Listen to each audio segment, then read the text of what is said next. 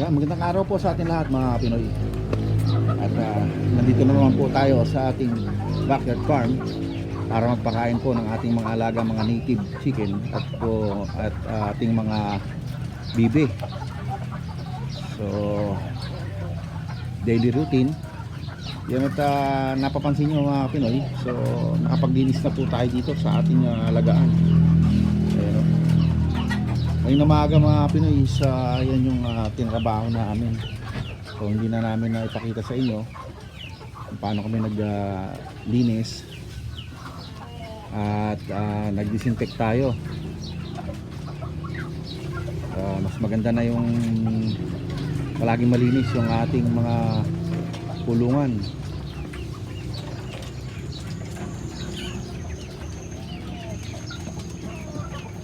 Ayan, ating mga bibi kumain ng ating mga sisiw.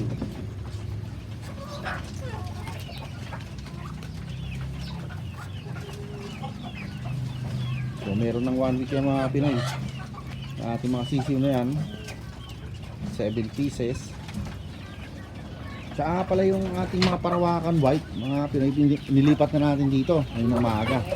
So na sila ngayon yan sila Ito na ating mga parawakan white sa kulungan na to. Ayan Ito na sila ngayon. Dati nandun yun sa may masikip na kulungan. So nilipat na natin dito para mas komportable sila. Kasi malaki na to mga Pinoy. Halos sasayad na dun sa may tuktok kasi maliit lang yung kanilang kulungan. So isang babae at isang lalaki po itong parawakan natin na to. Yun yung mga bias po ng mga parawakan natin ang haba at saka po ang haba ng leeg. Tapos yung ibang mga parawakan natin ay ibang darag na ilipat na natin. Ilipat ko muna rito mga Pinoy sa may kabila.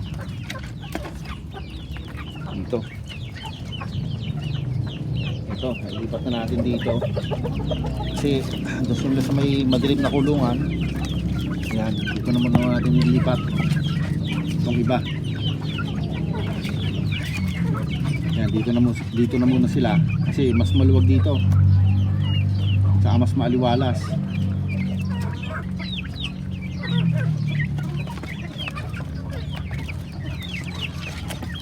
So yung pakatuka natin ngayon is binigyan ko po sila ng Integra 2000 kasi meron pa tayong natira mga Integra 2000 dyan. Kaya yan muna po yung binigay natin ngayon. Pero pag naubos yan, sasanayin kasi natin sila sa pellet mga Pinoy kasi more than 2 months na ito. Kaya magbibigay na tayo ng pellet.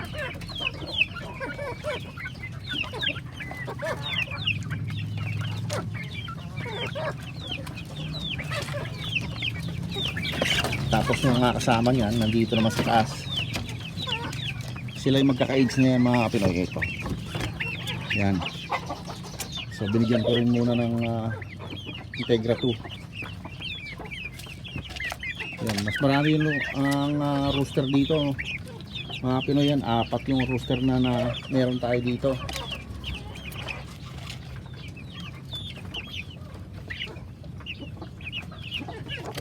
Importante, healthy yung mga alaga natin.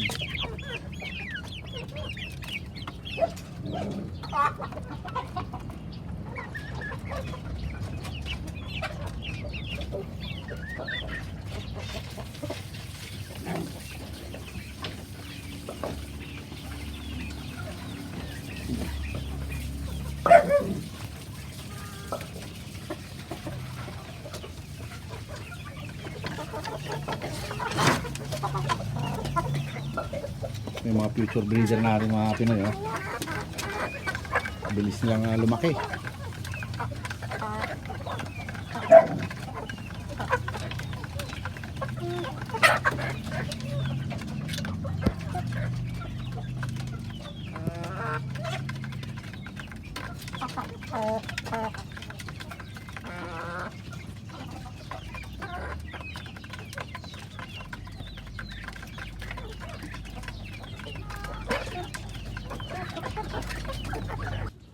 So, yun mga Pinoy, at hanggang dito na lang muna po ang vlog natin for today. At shout out po sa ating mga silent viewers, sa ating mga OFW, saan man po kayong panig ng mundo. Don't forget to subscribe and hit nyo na rin po ang notification bell para palagi po kayong updated sa ating bang mga susunod na video.